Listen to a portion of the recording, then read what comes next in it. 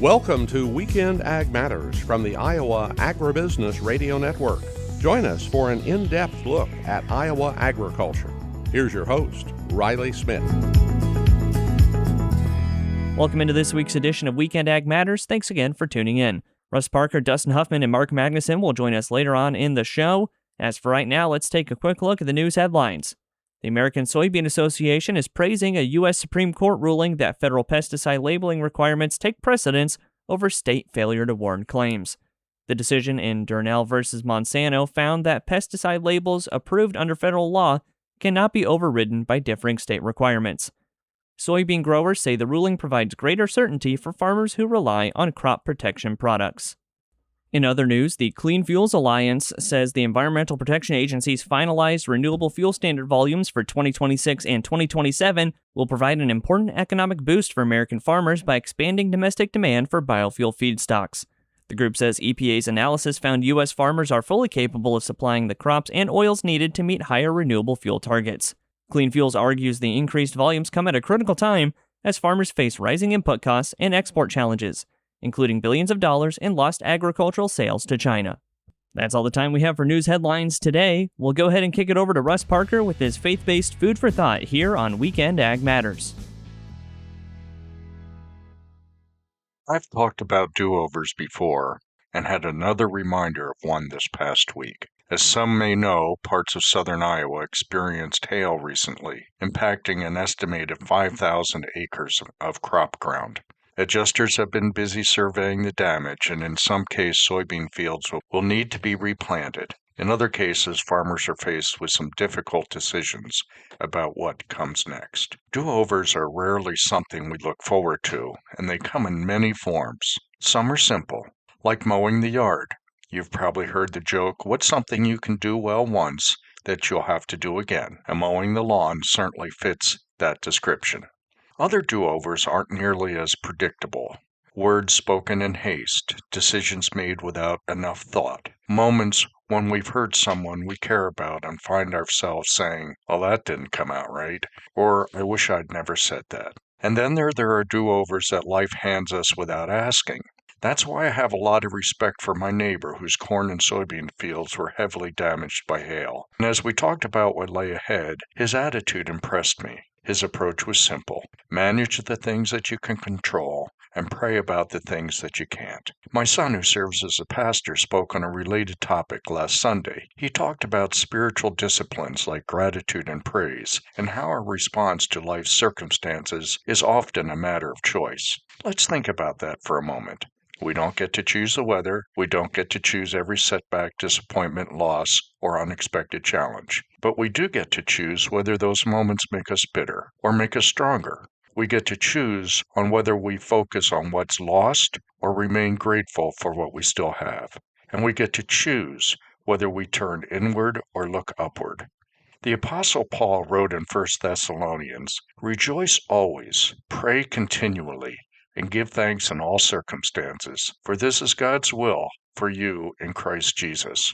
As my son pointed out in his message, it doesn't say give thanks for all circumstances. It says give thanks in all circumstances. And that's an important distinction. Gratitude doesn't deny reality.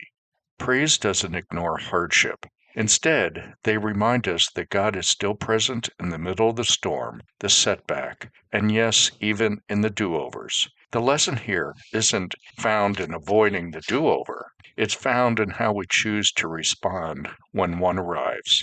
Food for thought, I hope. This is Russ Parker. Have a blessed day. Thanks, Russ, and that's it for segment 1 of this week's show. Coming up next, Mark Magnuson will visit with Farm Progress's Matt Jungmann about this year's show. You're listening to Weekend Ag Matters on the Iowa Agribusiness Radio Network. Your local radio station brings you the local news you depend on. The Iowa Agribusiness Radio Network complements that with ag news, weather, and market updates tailored for Iowa's farmers. Together, we deliver the best of both worlds, local connection and industry expertise. It's all to keep you connected with the heartbeat of the heartland. The Iowa Agribusiness Radio Network, connecting rural Iowa with the news that matters to you.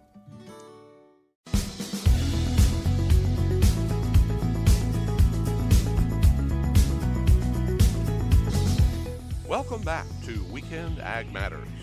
Here's Mark Magnuson.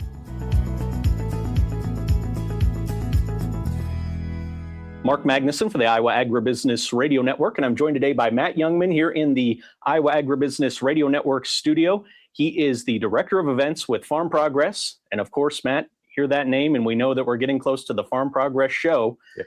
Although I know today you've been a little bit busy traversing the Midwest. What have you been up to? Yeah, I had a couple days worth of meetings in Grand Island, Nebraska, and then some earlier today in Lincoln, Nebraska, working specifically on Husker Harvest Days. But it's those two shows are just 2 weeks apart, and so there's a lot of prep work we do for both of them, and so we're a lot of new things we're adding to Husker Harvest Days this year, and a lot of work going into that.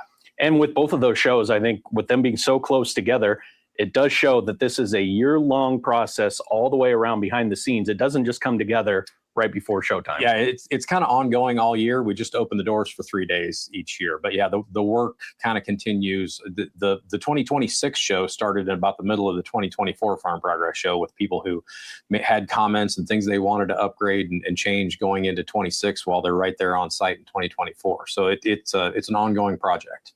And Matt, I know it is a show that occurs every year, but it's every 2 years or every other year it will switch locations. So of course, last year we were in Decatur, Illinois. This year we're back to Boone, and it's such a great site for the show. But at the same time, there's a lot of familiarity, but there's always new things that are happening. Could you tell me a little bit about some of the agronomy things that are happening in the agronomy zone? Yeah, for almost 75 years now, we've done a really good job of giving the equipment companies, the combine manufacturers, tillage manufacturers, folks like that, the ability to demonstrate their crops. And we really haven't done a good job for the input companies. So and there have been companies who've grown crop in their exhibit, but it's pretty time consuming and a lot of work for them to do that. And so we kind of came up with a system to make that work a little more efficiently.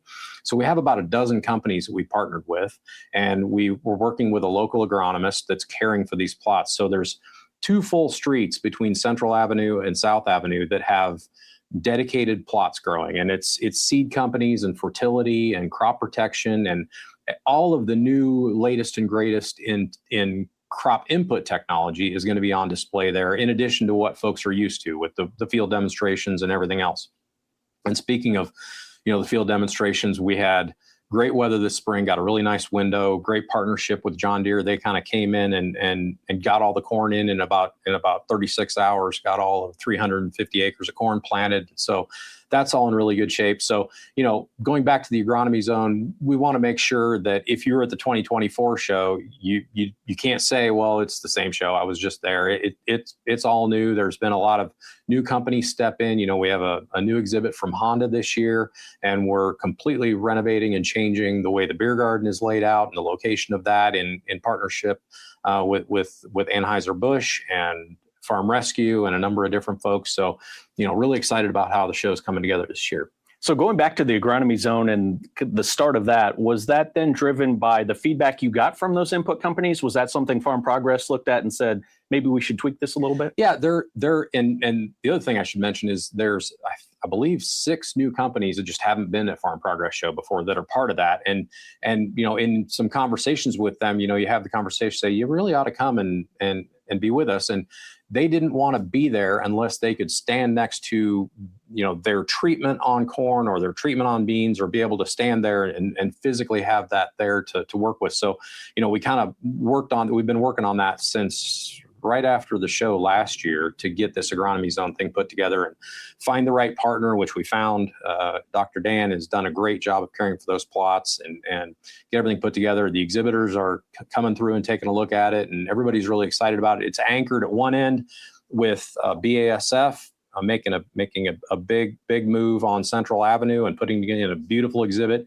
And then on the opposite end, there's a dedicated cover crop plot with a lot of different blends and different types of cover crops growing there right now. So, it's a really cool kind of tour. And then at 1:00 every day, the Hefty brothers will do kind of a guided walk through that, talking about all the inputs and all the treatments that are done. And so it's open all day during the show, but at 1:00 every day, we'll have that walk through the agronomy zone. And you mentioned that about the plot for cover crops. Is that something that's new? Has that been at the show before? We added that last year in Decatur. So cover crop we had last year, but it's new to Boone, as well as the drone zone. So a dedicated, clear-sighted tent where folks can safely view, according to FAA regulations, they can safely view drones flying. So those two things were new in Decatur last year, and so they're making their first appearance at Boone this year. And that's what I, really enjoy about the show is the fact that you hear about new technology, but you actually get to see it in action at the Farm Progress Show. For example, in years past, we've had spot spraying and smart spraying, and being able to actually see that. Yes, it's one thing to hear about it and hear people's testimonies, but until you actually see some of this new technology, you really don't get that full picture. Yeah, and there's a lot of things that are done with AI, and you see things online, and you think, okay, is that really this? If you see it, it really proves out a lot of times. There's no AI, there's no deep fake of anything. You're actually standing there watching it happen, which is a great experience. And Matt, you are a farmer yourself as well. When you're not working on the Farm Progress Show. So you have some experience in the field. You're able to talk with these companies, I would imagine, and say, hey, would this work for a display like this? And then able to bring them some real world advice, I would guess. Well, and there's a big difference between what they want to show and then effectively figuring out how to put it on display. And so, yeah, that experience is pretty good. And it allows me to maybe help them avoid some either doing it for 30 years or farming or something. It probably allows me to help them avoid problems or figure out the best way to demonstrate what they're trying to get done. And then I know last time that the show was in Boone, so that was the 2024 show, as you mentioned, there was a little bit of a different traffic pattern in terms of the route that you could take to the show, one of the routes that was open. Could you tell us, when you look back after the show, did things go as planned with that new route? Yeah, it gave us, with an overpass over the rail lines now, it gives us a safe alternative to get people in from the north without having to interact with a railroad at-grade crossing. So yes, we've got a new crossing there. That traffic plan was initiated in 2024, and we all did the postmortems, and we've already had the first traffic meeting of the year, and everybody agrees the traffic plan is kind of a copy and paste from 2024. So looking forward to that. There may be some changes for 2026 with the new Daisy plant going in there in Boone and a few things like that. But new for 2028. 2026 will be a copy and paste of 2024 because it works so well. And then I know as well that we need to start thinking about the date of the show, because it is it's getting much closer to the show now as we are here in July. So could you remind our listeners, our viewers, exactly what we're looking at for the show this year? Yeah, it might sound a little funny, but it lines up. We have always been the Tuesday, Wednesday, Thursday before Labor Day. Well, this year Labor Day is as late as it ever is on the calendar. So the Tuesday, Wednesday, Thursday before Labor Day this year are September 1st, 2nd, and 3rd. So ask everybody to mark their calendars. We've got tickets available on the website at a discount, and we've added a premium ticket package this year. You can buy your admission, a limited edition vintage Farm Progress Show hat, as well as a lunch voucher. You can buy that all as kind of one package, so you're ready to go. You're all turnkey and ready to enjoy the show. Matt, is there anything else that our Iowa listeners should be thinking about as we get closer to the show? No, we look forward to the gathering of the industry, get everybody together. It's a great opportunity. Obviously, the ag economy isn't great, but it's still an opportunity to get a couple days away from the farm before you hit the field for harvest, and take a look at some of the things that are new and the things that will be impacting the industry in the future. He is Matt Jungmann, the Director of Events with Farm Progress. Matt, thanks so much for stopping by the studio here today. And we're really looking forward to the 2026 show. Very good. Thank you. Thank you to Matt Jungmann, the Director of Events with Farm Progress, for joining today's episode of Weekend Ag Matters. Coming up next, it will be Dustin Hoffmann wrapping up the show. You're listening to the Iowa Agribusiness Radio Network and Weekend Ag Matters.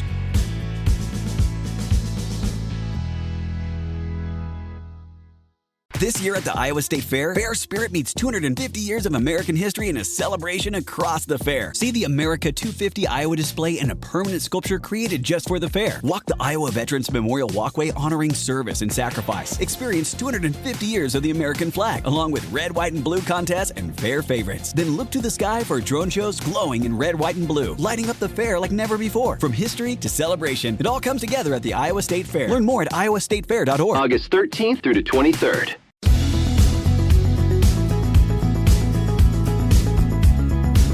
Welcome back to Weekend Ag Matters. Here's your host, Dustin Hoffmann.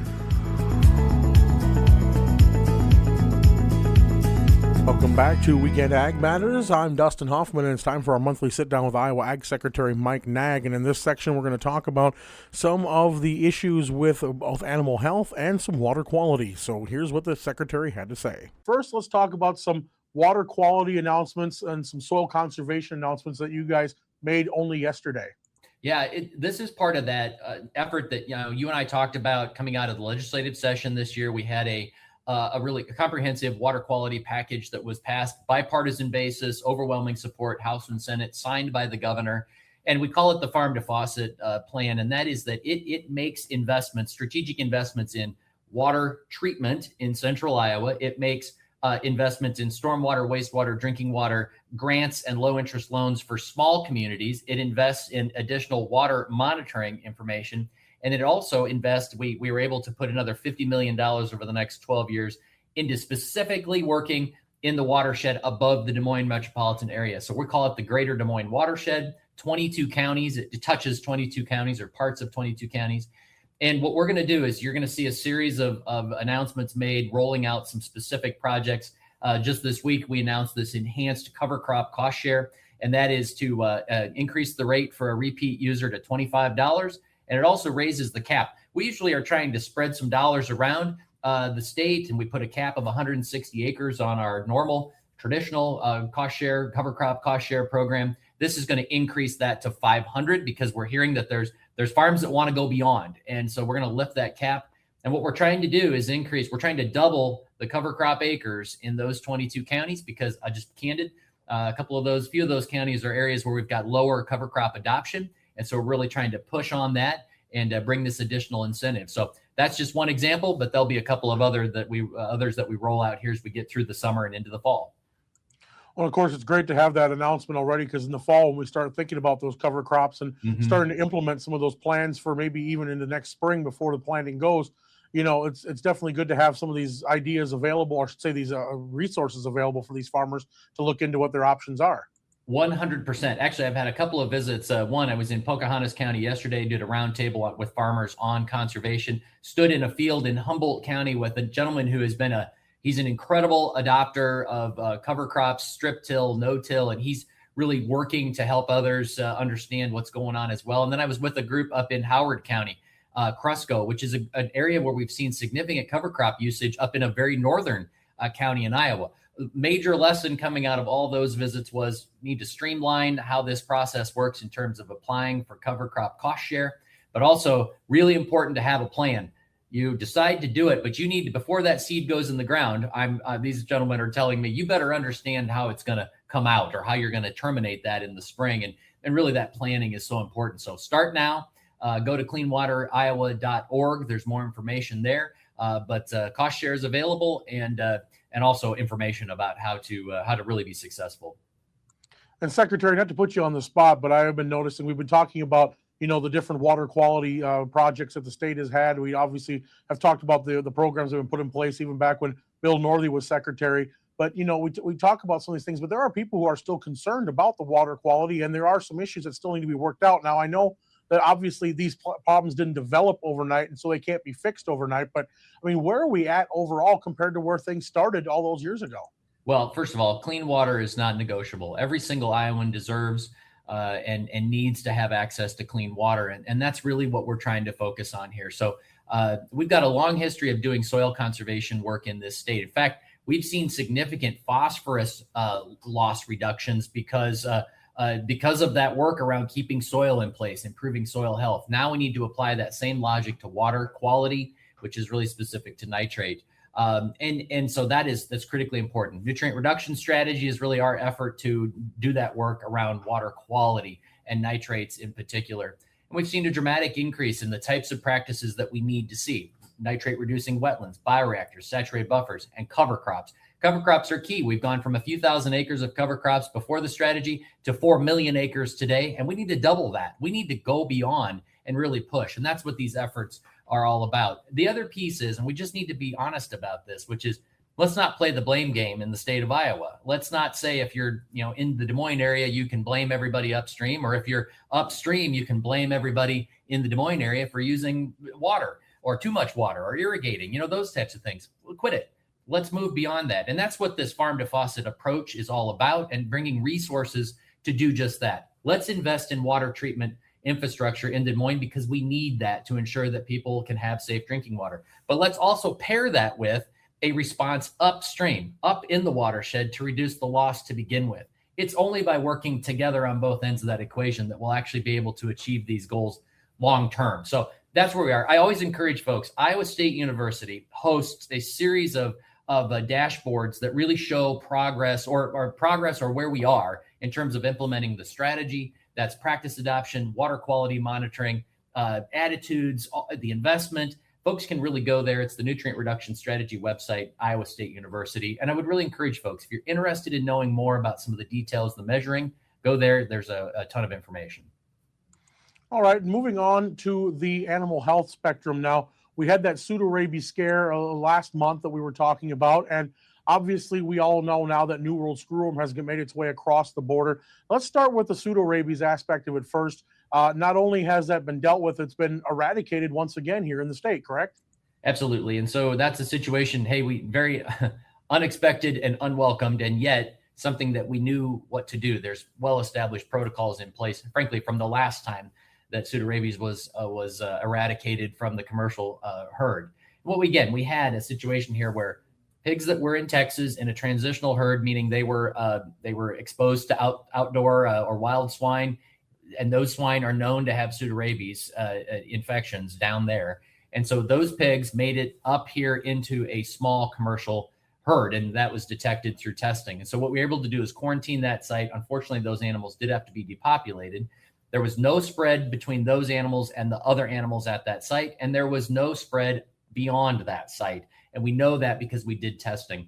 Just last week, we were able to announce that the second round of testing of those surrounding farms came back all negative, which means that we were able to maintain our disease-free status, which does have trade implications for pork in particular, but really it can be across the whole protein spectrum. So it was important to act swiftly, do exactly what we were supposed to do, prove that we were free, and be able to share that with our trading partners. And that has now been accomplished.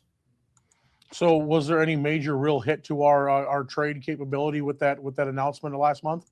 There have been disruptions, and I would call them relatively minor in that there was no country that shut down everything, but there are some restrictions in place, and that's exactly what USDA is now working through, the Meat Export Federation, all those folks that really work in this trade space. Now that we've declared freedom, we've checked all the boxes in terms of the protocol.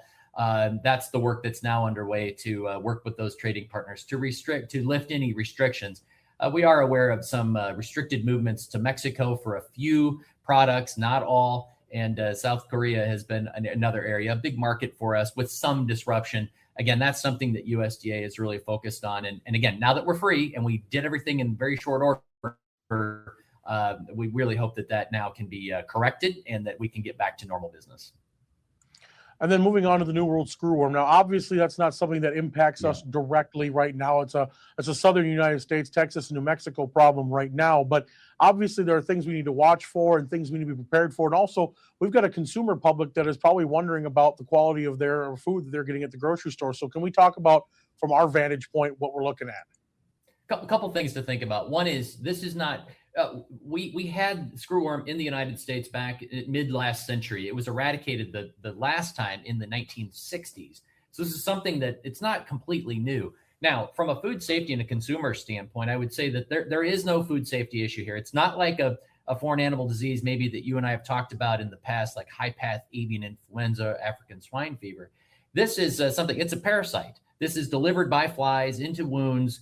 And if those larvae start feeding on that live flesh, that's problematic, obviously, but that can be treated and that animal can recover. So there's no depopulation that's needed here, like maybe a traditional approach to a foreign animal disease. So that's good news because it also says there's no food safety issue here and low human health risk as well. Not that humans can't, because really it's all warm-blooded mammals can be susceptible. But think of it, you've got to have something, a wound that gets eggs laid in it and you don't watch it. That's how these things develop. So for humans to have that issue, not going to be the case. Livestock and pets are really at risk. So from a food safety standpoint, there is no food safety challenge here. Food security, however, may be, because it depends on how big, how widespread this gets. So then from the production side, yes, it's a Texas phenomenon and a Mexico phenomenon today. And there's really two ways that it can move. One is that fly population, again, that these flies that lay the eggs that create the larvae, if that moves north, they can bring this with them, obviously, and infest additional areas. The other way is for animals to move that are infested, and then that creates a population. And so that's what the focus is really on is, hey, out of those infested zones in Texas, if you're going to import or you're going to bring animals from there to Iowa, they would have to move under a permit. They would have to be viewed by a veterinarian within a few days before they depart, and they would have to be treated with a parasiticide before moving. Again, these are all layers of protection so that you aren't going to knowingly or unknowingly move an animal that's at risk for bringing it with them. And so that's really what the focus is, and really trying to fight this down where it is with sterile flies and et cetera, and restricting movements. More with Iowa Ag Secretary Mike Naig next week on Weekend Ag Matters, but that's going to do it for today's show. Thanks to Riley, thanks to Russ, thanks to Mark, and of course, thanks to you for listening. We'll see you back here again next weekend on the Iowa Agribusiness Radio Network.